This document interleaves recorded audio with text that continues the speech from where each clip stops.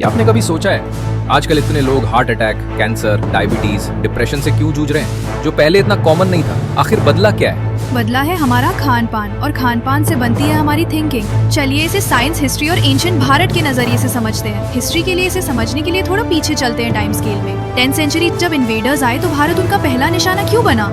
क्योंकि ये एक समृद्ध, fertile, self sustaining agricultural land था।